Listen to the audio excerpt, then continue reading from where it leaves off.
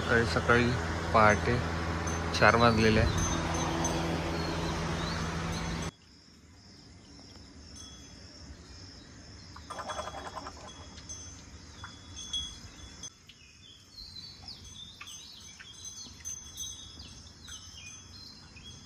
Hello guys, welcome back to new blog. आणि आज आहे 13 तारीख. आज चाललो आम्ही नागपूरला. आणि सकाळी सकाळी चहा आणि काल थोडंसं त्रास झाला हिला आणि इचिंग होऊन राहिली आहे बॉडीमध्ये. आणि आज सकाळी 4 वाजले. आता सकाळी उठलो, 4 वाजता नाही उठलो कधीच. इकडे खूप आधी जायचं ते क्लासला वगैरे जायची नागपूरला, तेव्हा उठत होते. आता कामच नाही बोललं एवढ्या सकाळी. पहिले पहाटेच्या पॅसेंजरवर उठत होतो ना, बस तेच नागपूरला जायचं. हां, तर आता त्याच्यानंतर आज आठवलं की एवढ्या सकाळी उठलो आपण इकडे. आणि रात्रभर जाम झोप नाही, कारण खूप खाज होऊन राहिली होती हातामध्ये. माहिती नाही, म्हणजे आता 7 मंथमध्ये होते असं म्हणतात. तर आज डॉक्टरकडे व्हिजिट करणार, अर्जंट डॉक्टरकडे जावं लागणार आहे आज. कारण की इथून म्हणूनच आम्ही सकाळी सकाळी पहाटे चाललो आहे इंटरसिटीने पुलगावरून. म्हणूनच थोडंसं इमर्जन्सी आली आहे, लवकर जावं लागणार आहे. सो लेटसी गेल्यावर पहिले डॉक्टरकडे जाऊ, नंतर सोनोग्राफीसाठी पुन्हा बोलवेल तो. सो चला, मी फ्रेश होतो तोपर्यंत ब्लॉग शॉट पण एन्जॉय करा. आज चाललो आपण बॅक टू नागपूर. 13 तारीख आली आणि आम्हाला गावाला जायची वेळ आली. आज बरं झालं की या 2 दिवसामध्येच मला इच्छिंग वगैरे खाज होऊन राहिली होती. आता नागपूरला गेल्यावर आम्ही लगेच डॉक्टर आणि जायच्या शेवटच्या दिवशी, जायच्या 1 दिवसाआधीच इचिंग चालू झाली.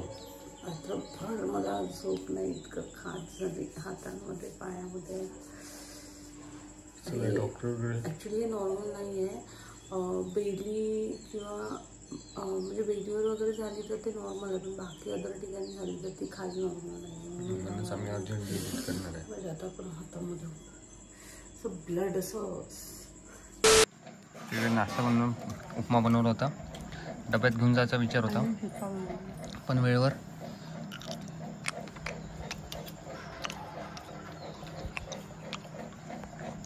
घेऊन जायचा काही फायदा नाही, कारण की खायला भेटत नाही, म्हणून डब्यातच खाऊन राहिलो. काहीच तयार झालेलं आहे आता आम्ही. आणि वाजले आता 5 वाजले. आणि ऑटोवर फोन केला होता, तो निघाला आहे म्हणतो सोनेगावरून. आणि बॅगा दाखवतो तुम्हाला काय काय घेऊन चाललो आम्ही. ही एक बॅग आहे, ही खांद्यावर राहील, ही 2 माझ्याजवळ राहील, ही आणि एक ही बॅग ही इथेजवळ राहील. तर सकाळची असे पहाट असते गावाकडे, तुम्हाला दाखवतो मी.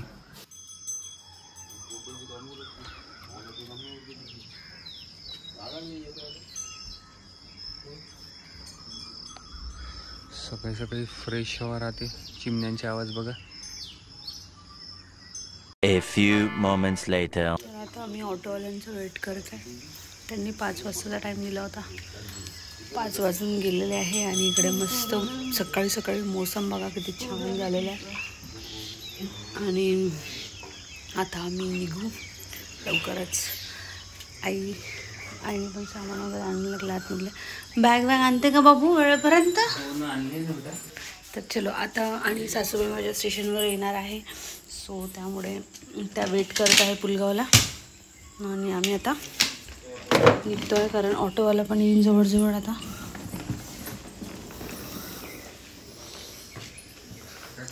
बॅग ऑटोमॅटिक चाललेली आहे. तिला धक्का देऊन दिला, इथून धक्का दिला तर ती नागपूरला आरामात पोचेल. समोरच्या याच्यामध्ये आहे, हां तिथे आहे. देऊ काढून देऊ.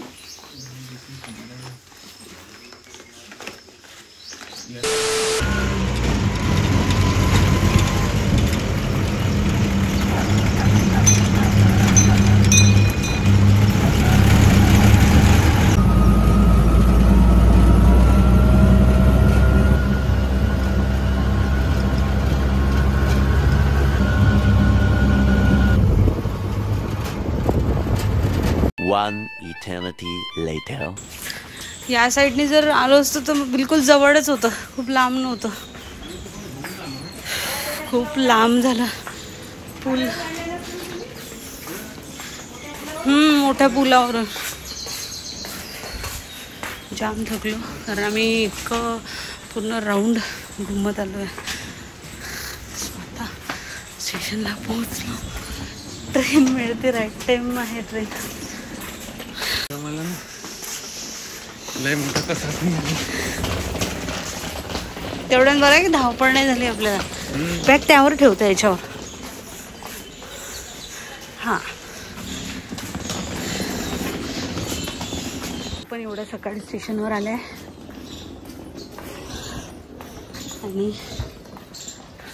हे बघा कुठे कुठे कशाला एवढ्या जवळ आहे. लिफ्ट साठी चाललं नाही रे चल झालं ना. एक दोरी द्या, एक द्या. नाही नाही जाणं तू जा खाली.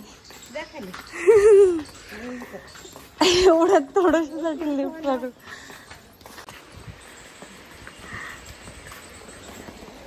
पाऊस चालू, पाऊस वाढला तिकडेच. चला नाही पाऊस वाढला ना. पाऊस चालू झाला आहे मस्तपैकी, एक नंबर. सकाळी सकाळी आपण बॅग घेऊन चाललो आपली.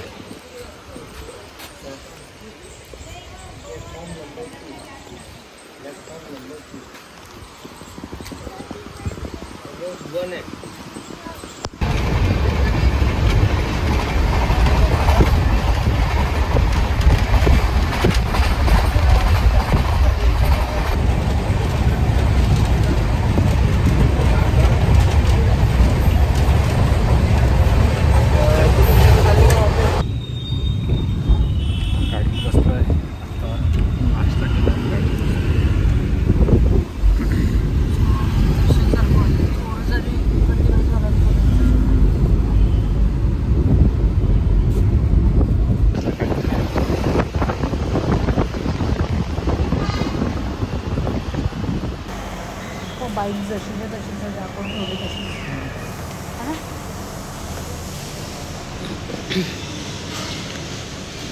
बाईक एकदम व्यवस्थित आहे. काहीच धूळ नाही, राळ नाही, काहीच नाही. सो आता फायनली आम्ही पोचलो आहे आणि बापरे काय जाम थकलो. तो डोसा काय भयंकर होता, विचित्रची, म्हणजे टेस्टलेस एकदम. यांनी तर पूर्ण कपाटच बाहेर काढून लावलेलं आहे. नेमप्लेट आहे का व्यवस्थित? हो आता जामनपासून मस्त. सकाळी सकाळी येणार नाही तर आम्ही नेहमी येतो पॅसेंजर पूर्ण दिवस खाते. आणि आपली बाईक तिकडे सही सलामत आहे. बाईक तशीच आहे.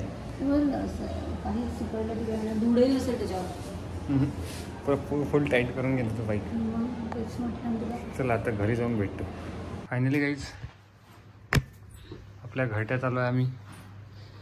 आणि हे लावून गेलो होतो पण धूळ तरी पुष्कळ धूळ झाला आहे असं वाटून राहिलं मला. धूळ झालेलं आहे म्हणून. पाणीचे हे सुकलं, याचं पाणी आहे.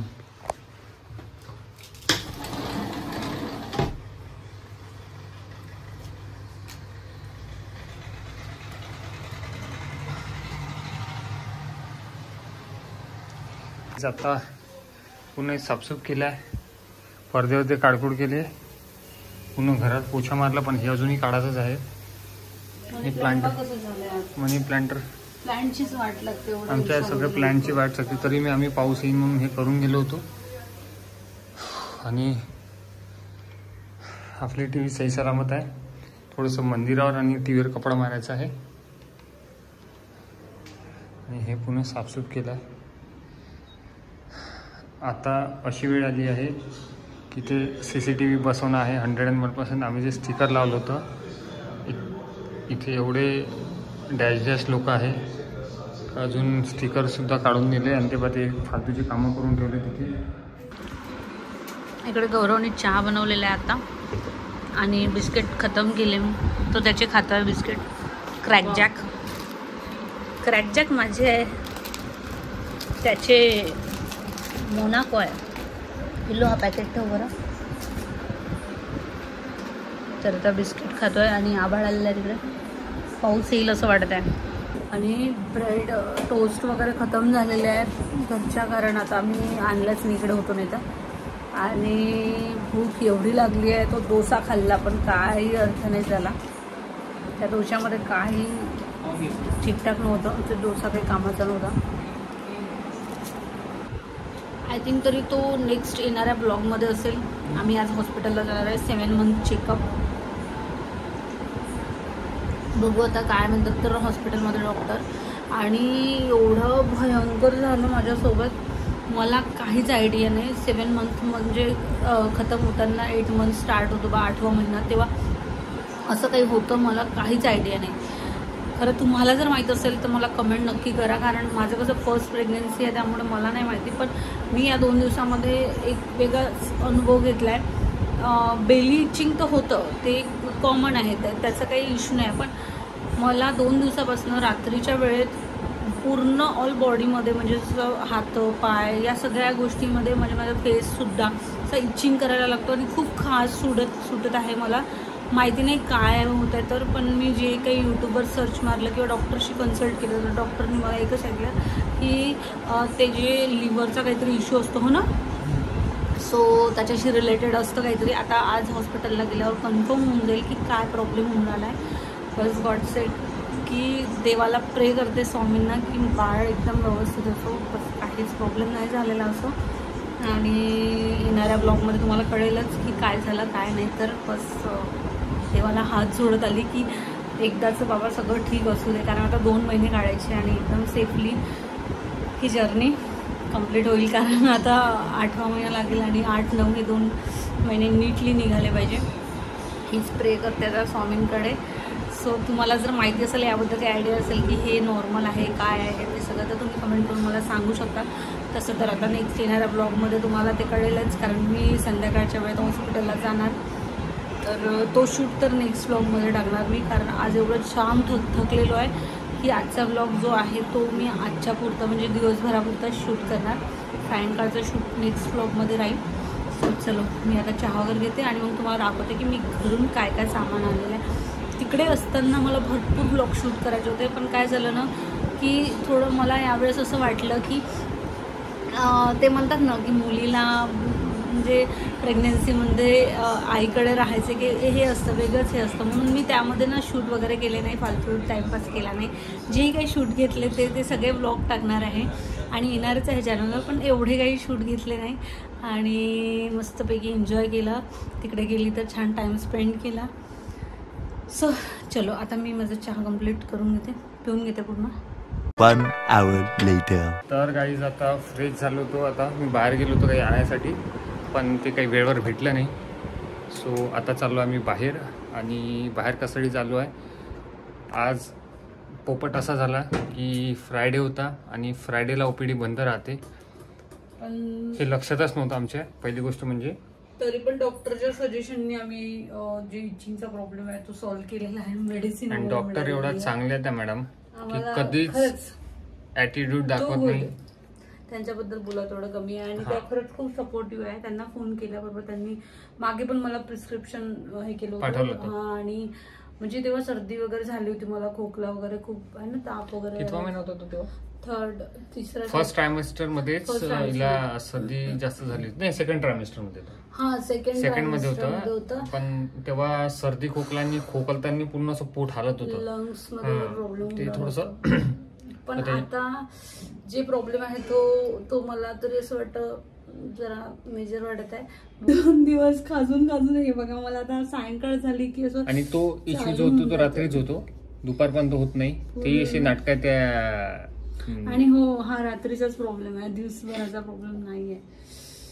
तर चला आता थोडीशी बाहेरचे डेटॉल वगैरे आता आंघोळ करते म्हटलं परत एकदा. सकाळी तर केली होती पण एकदा शॉवर घेते म्हटलं, कारण टेम्परेचर एवढं भयंकर आहे. बाबा नागपूरमध्ये येऊन पण असं पाऊस नाहीये, थोडेसे थेंब लागले होते आणि एवढी गरमी होऊन राहिली लिटरली सांगतो.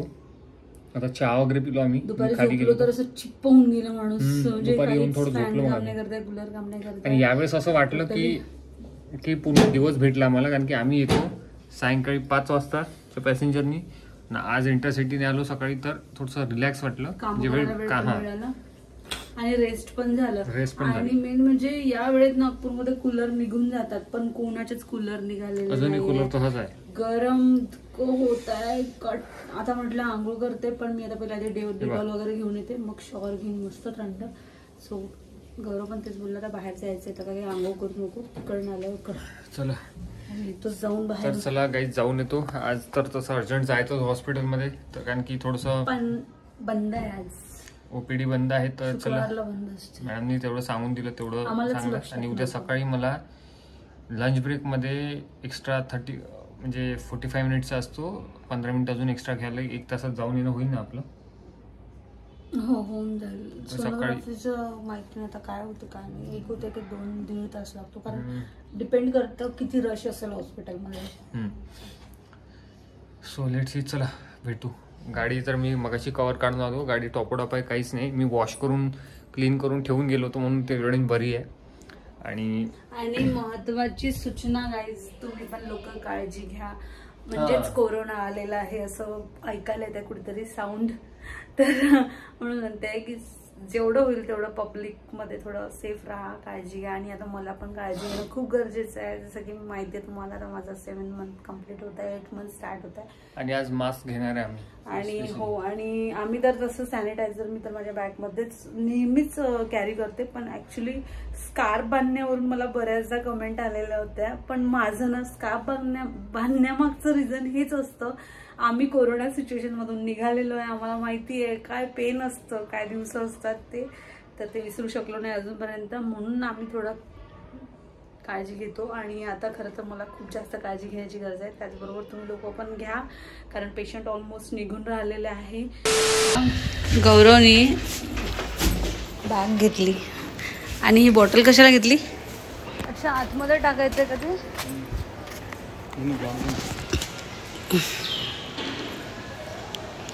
काही धूळ नाही बसली तेवढी. तू कपडा नाही आणला का? रुमाल नाही आणला तू? ते वॉश हे करायचं, क्लीन.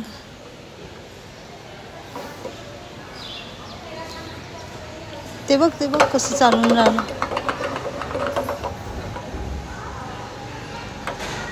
हे बघा इकडे काय करत आहे, बघू दे. त्याचं नाव काय? लिखी मोली.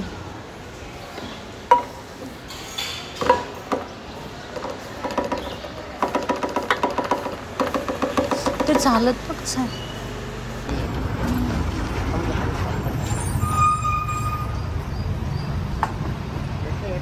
एकच पॅकेट घे.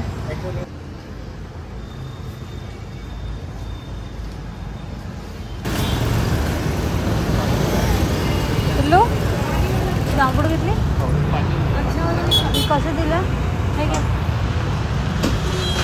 ना, शिमला 130 रुपये झालं. पिशवी तुझ्या बॅगमध्ये ठेवणं. हे फ्रेश आहे ना, आता आणलेलं आहे. A few moments later. तर आता भाजीचं वगैरे घेतलं आणि इकडे आलो. पावभाजी खाणार. पावभाजी घेते ना. सो इकडे पावभाजी आलेली आहे, आणि पावभाजीवर अटॅक करत आहे आमचे गौरव साहेब, कारण पावभाजी त्यांची फेवरेट आहे. पावभाजी आपली पहिलेपासून फेवरेट आहे. अरे एवढा दूर उडवलं आहे ना. आपण अमरावतीला जायचं तर पावभाजीच खायचं. थोडे तर ब्लॉग बनवून घेतले त्याचे. दिवसांनी नागपूरमध्ये आल्यावर आम्ही असं जात असतो बाहेर. वाव, एकदम छान.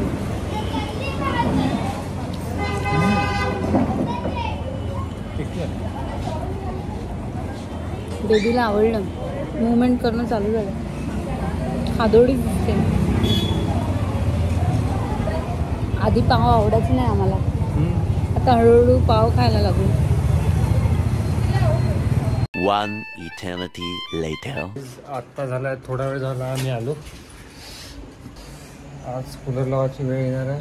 हा, मस्त थंड थंड वाटून राहिला. आम्ही मार्केटमध्ये गेलो होतो, तर काही सामान आणले. हे सामान घेऊन आलो, आणि काही भाजीचं आणलं आहे थोडंफार खायसाठी.